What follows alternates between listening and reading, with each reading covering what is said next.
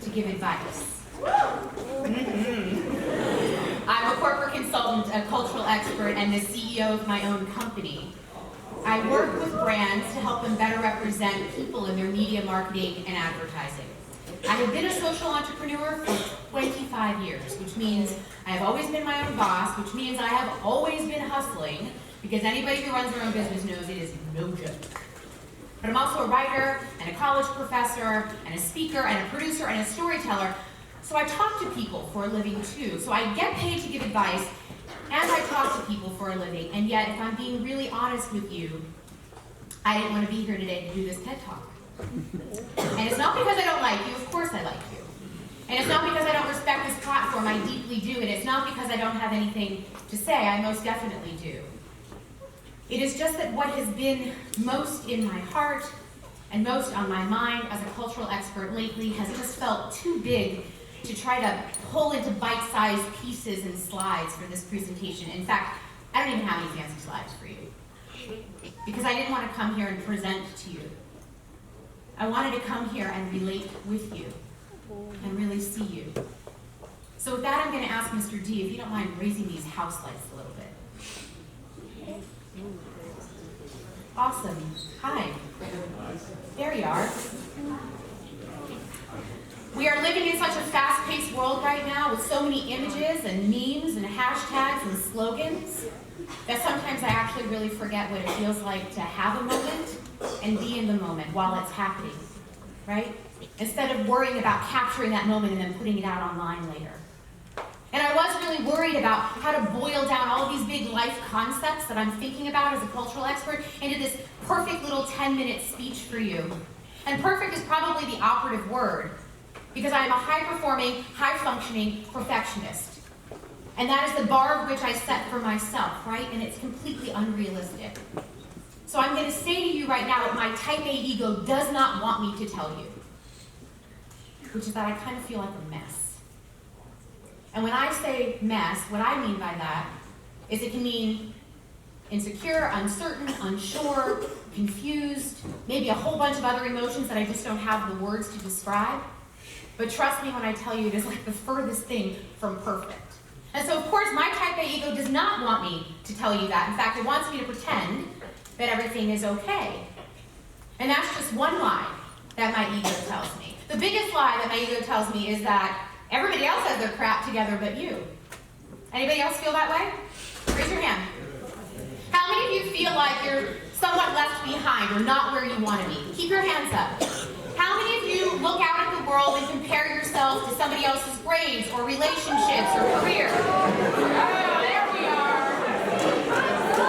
All right. Keep those hands up. Now look around the room. That is totally most of us in here. And it's really normal. And it's really natural. And it happens at all ages and stages of our life. But what we don't make normal is we don't talk about it.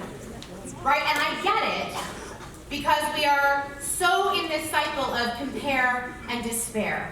We scroll endlessly and tirelessly through other people's highlight reels, don't we? We look at all, and they are highlight reels, we look at all these little snippets of somebody else's life. And so that makes my ego's lies sound like a lot of truth, because I can prove that everybody else has their crap together, but I don't. Because look at her new car, look at his new baby, look at their new house, look at their vacation photos, and so on, and so on, and so on. And so we live in this cycle of compare and despair. And I worry sometimes that we're so much in a comparison mode that we forget to understand what it is to live our own life, because we are spending so much time vicariously living through somebody else's. And we live in a really performative culture right now. We are on all the time, right? I am constantly living my life, recording my life, and sharing my life in real time. I'm curating and creating content for an audience that I will never see, like I'm looking at you right now. Right? And all of that comparing and despairing and performing is exhausting.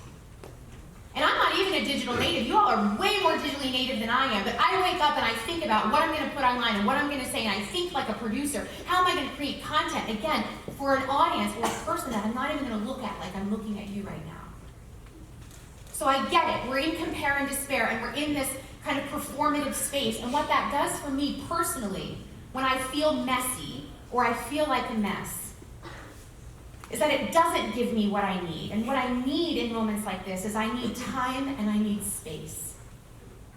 I need time just to really think about everything and feel everything, and I need space to live my life in a way that feels private, that isn't always so Instagrammable.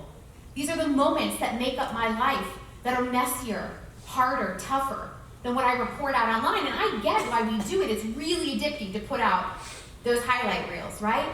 It attracts the likes and it attracts the attention, and I do it. Do you do it? Yeah. It's easy to do, and it's something I want us to think about. Because what it doesn't give us is permission to fall apart, and trust me, everybody falls apart.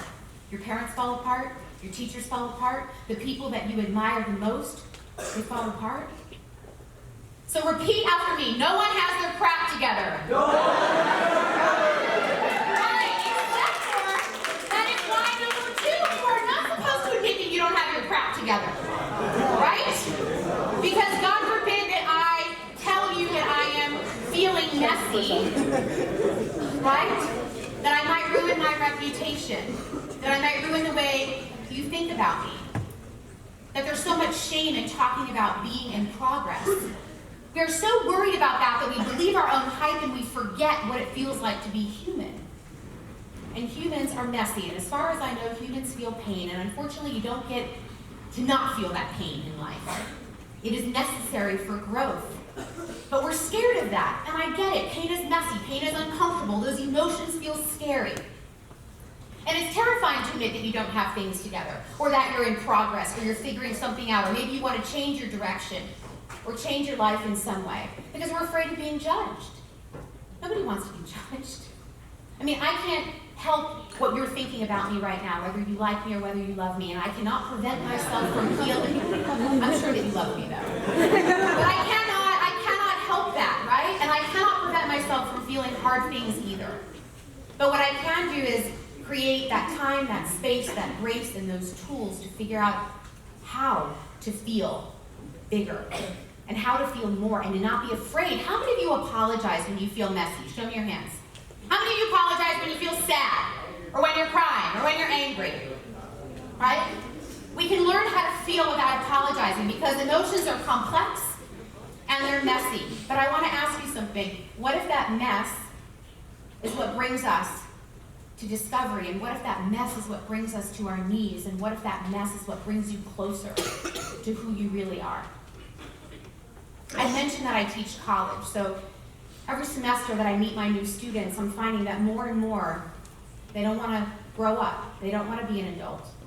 They think adulting looks hard. They think adulting looks like you have to have your crap together and you can't tell anybody when you don't, and then you got to package up all those bite-sized success highlight reels and serve it up to that audience that you never meet. And they're always in a rush. They're in a rush to figure it out, and they're in a rush to get it right. And so that brings me to line number 3 that my ego tells me, which is, you gotta hustle and you gotta hurry to figure it all out, right? We worship at the altar of busyness in this culture. And we glorify hustle, and we look at burnout as a sign of success, and it's not. So what if we challenge that a little bit? What if we challenge the rush and the urgency, which I know sounds crazy because I said we live in a fast-paced world, right? And I send you an email, and if I don't get an email back right away, something's wrong. And if I send you a text and I don't see those 3 little dots pop up, something's wrong, right? But what if there was enough time for us to figure this all out? What if we didn't have to rush? What if by developing that time and space and grace and tools to feel all those things and live your life as offline as you want and to be as messy as you want, what if that was the whole point? In fact, what if the greatest job that you will ever have is the job of learning about who you are? Not the job that you're studying for, the career that you want, but learning about who you are. And what if you knew by taking that job that it was going to be messy and that was guaranteed and you weren't going to get out of it? You have to have those messy moments, because you're going to feel it over and over again in life. You're going to dip in and dip out of that messiness. But what if the goal was to learn how to bear that discomfort, or learn how to feel those feelings, or learn about yourself through all of those experiences.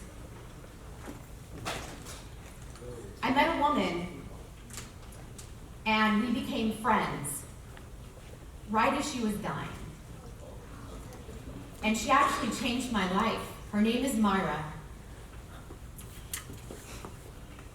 And we were around the same age, in our mid-40s, when she was told that she had a couple of months to live.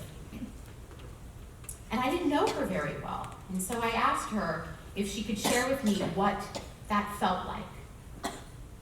And she shared with me a lot of things that I hold really dear, but there's two things that I want to share with you today. The first thing that she said to me was that, well, I don't have time to worry about what people think about me anymore, especially toxic people. And then she said, I wish that I hadn't have hustled or hurried so much to be and do everything that everybody wanted, because I would have liked to spend more time on myself. And I think about that all the time, because I'm fairly certain that Myra would have liked more time to experience these messy moments.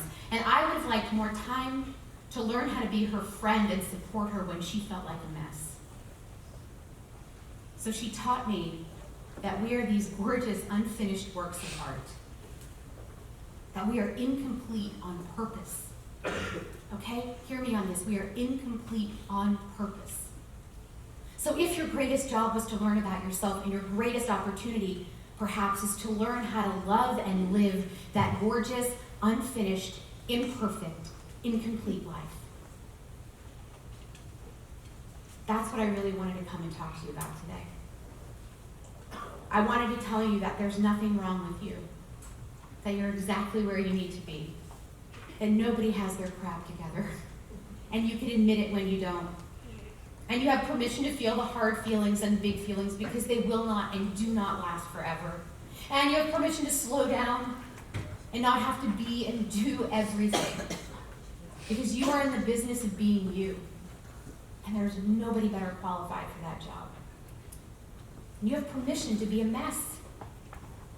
And as it turns out, so do I. Thank you.